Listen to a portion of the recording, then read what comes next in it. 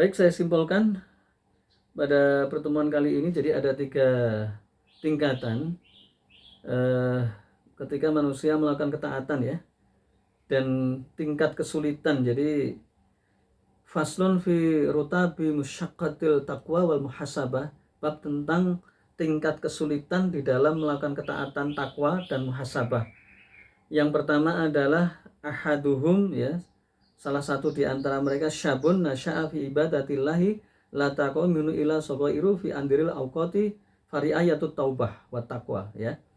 Jadi yang pertama adalah orang yang pemuda yang senantiasa hidup di dalam beribadah ketaatan kepada Allah. Dia tidak la taquminu ila sagair, dia tidak terjerumus ke dalam dosa kecuali dosa kecil. Kemudian dia itu fari'ayatut taubati wa taqwa, maka dia cepat-cepat bertaubat dan melakukan ketaatan. Maka ini perkara yang gampang. Jadi kalau kita ingin melakukan seperti ini, kita harus taat terus. Tiap hari ngontrol, ucapan kita dikontrol, mata kita dikontrol, tubuh kita dikontrol, makanan kita dikontrol, ngaji kita dikontrol, dan seterusnya. Maka kalau kita salah, maka cepat gampang untuk melakukan taubat. Yang kedua, yang ini agak berat. Atsani, yang kedua, mantaba min dunubihi. Jadi siapa saja yang bertobat dari segala dosanya, wa akla'an uyubi, dan dia jatuh ke dalam aib-aibnya, ba'dama alifa al-ma'asi, setelah dia itu terjerembab ke dalam dosa kemaksiatannya, dan pada saat yang bersamaan fanafsuhu ya, nafsunya itu tuh dzakiruhu bitilka syahwati walatadudi biha, nafsunya itu mengingatkan kepada syahwat-syahwatnya, watalat biha, dan kelezatan nikmatnya, nikmat syahwat, liya'uda ilaiha, dan kemudian liya'uda ilaiha, maka dia pengen kembali kepada satu. Ini agak berat yang kedua ini, karena dia suka maksiat. Ketika bertaubat itu pengennya kembali saja, karena zina itu enak, rentenir itu enak, riba itu enak, kemudian ngedrink itu enak, kemudian itu pacaran itu enak. Maka kalau dia sudah enak, maka tobatnya agak berat. Nah, gimana caranya supaya tobat? Maka dipotong semua itu. Ketika pengen melakukan maksiat tadi itu langsung dipotong, dicegah supaya dia tidak melakukan maksiat ya. Wasyaitanu yahutsu ala dzalika, dan setan tuh ngipas-ngipas. Wah, enak ya, kalau kamu ini tobat kembali aja.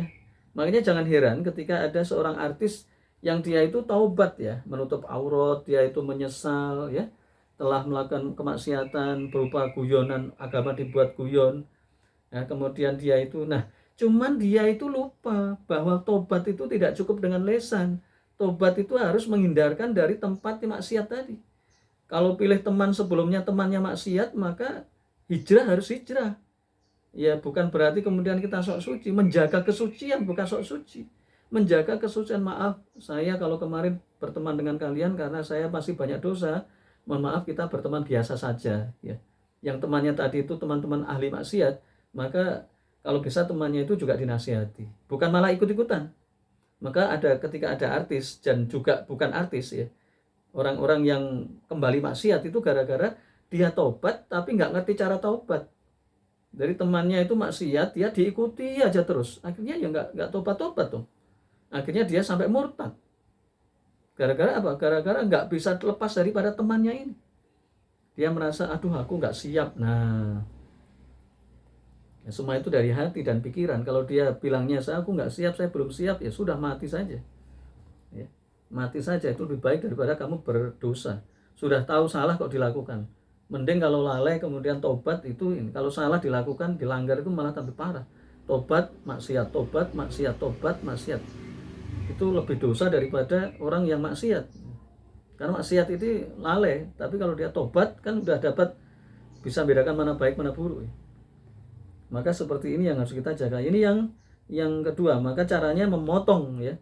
Jadi memotong segala kenikmatan, karena setan itu mengipas-ngipasi. Wasyaitanu yakhutsu ala dzalika wa yad'uhu ilahi fari'ayatut taqwa wa taubat ala hadis syaqqatu li ajli ya. Maka setan mengipas-ngipasi perkara itu dan mengajak kepada untuk melakukan kemaksiatan. Maka cara melakukan takwa dan taubat ini sangat berat sekali ya. Sangat berat sekali karena harus dipotong. Jadi teman tuh harus milih-milih. Jadi para artis yang hijrah itu akhirnya tidak ikut-ikutan pada temannya lama, dia punya teman komunitas baru para hijrah, alhamdulillah. Ya, meskipun saya tidak kenal mereka, tapi saya tahu ya, maka saya ikut mendoakan, ya Allah, orang-orang hijrah ini berilah kekuatan dan kebaikan, ya, dan seterusnya dan seterusnya.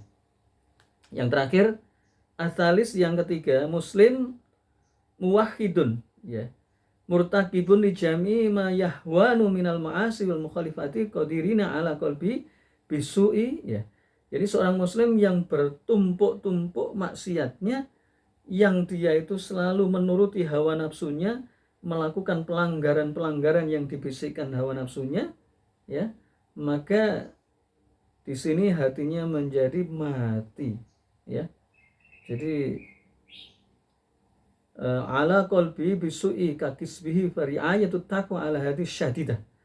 Jadi hatinya sudah keras, hatinya sudah sulit diingatkan, maka takwa di sini adalah sulit, ya, syadidatul musyaqqah, ya. Jadi dia itu masya Allah beratnya luar biasa, karena waktu yang telah dilakukan itu telah digunakan meninggalkan perkara-perkara ketaatan, ya. Seperti tadi orang yang belum sempat taubat, ya pokoknya nggak mau taubat. Maka orang seperti ini orang yang ucapannya itu menyakiti orang lain itu nggak sadar, ucapannya itu penuh mendolimi orang lain itu nggak sadar, korupsi yang banyak itu nggak sadar, bukan nggak sadar, sudah hatinya sudah ditutupi oleh dirinya sendiri. Kalau Allah itu setiap hari itu mengingatkan pada kita lewat malaikat membisikkan, ya, orang yang ahli maksiat itu sebenarnya diingatkan oleh Allah, itu maksiat, itu nggak boleh. Cobalah sekarang kita lihat introspeksi pada diri kita sendiri. Kalau kita selingkuh misalnya, pasti dalam hati kita ada pikiran, ini salah, ini salah, ini salah, ini, ya kan? Atau kita misalnya mencuri lah misalnya, atau apalah misalnya melakukan pelanggaran, ini salah, ini salah, ya. Jadi makanya dalam hadis itu dikatakan sebuah dosa itu adalah apabila engkau malu ketika orang lain mengetahui perbuatanmu, itu namanya dosa. Jadi ketika orang korupsi, orang pacaran, itu kan sebenarnya malu dia. Tapi setan begitu kuat masuk ke dalam diri kita, akal kita dikalahkan oleh setan, akhirnya kita pacaran, atau rentenir, atau mendolimi orang lain, atau syirik misalnya ke dukun. Dan kita tahu dukun itu salah. Dukun itu loh manusia biasa. Kalau dia pintar kok enggak dia buat sendiri dirinya kaya, dia enggak kaya-kaya, ya. Atau misalnya kiai yang dianggap sebagai orang pintar, atau misalnya penguasa yang sok dianggap sok baik, ya. Kalau dia baik, ngapain harus dipakai setting-setting segala? Ya, yang baik itu pasti akan baik, nggak perlu settingan, pasti akan kaya, ya. Jadi itu yang harus kita ingat, bahwa yang ketiga ini lebih parah lagi dibanding yang kedua. Nah, yang kedua itu adalah lebih utama dibanding yang ketiga. Terakhir 3 menit, bahwa yang pertama ini, contoh yang pertama yang pemuda dalam ketaatan ini, maka di sini contohnya para sahabat, ya, para tabiin, para tabiut tabiin, meskipun mereka beribadah, toh kalau melakukan dosa juga dosa kecil langsung bertaubat. Makanya kita harus sering-sering baca kisah beliau, kisah Imam Ali, kisah Ubadah bin Somit, kisah Malik bin Dinar, kisahnya Sufyan As-Sauri, kisahnya Imam Malik, atau Al-Laits, kisahnya Abu Hanifah, kisahnya Imam Ahmad bin Hambal, ya, dan masih banyak, ada ratusan, ya, kisah yang menakjubkan yang kita bisa tiru.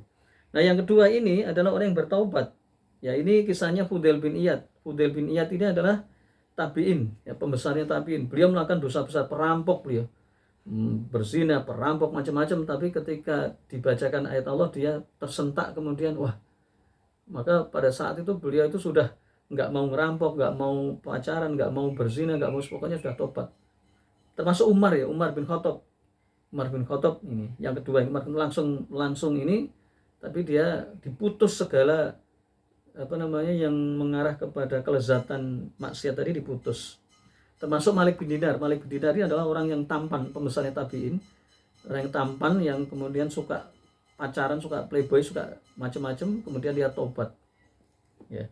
Nah, yang ketiga ini yang sangat berat ini, kalau ini contohnya banyak banget, orang kafir jahiliyah, Abu Jahal, ya, Abu Lahab, atau Fir'aun, atau sudah diingatkan berkali-kali, nggak mempan karena sudah terlalu hitam, hatinya terlalu hitam sehingga hitamnya itu menutupi kebenaran. Sehingga pentingnya kita ngaji itu diingatkan pada Allah atas kesalahan-kesalahan kita sehingga kita bisa berbuat baik. Ya.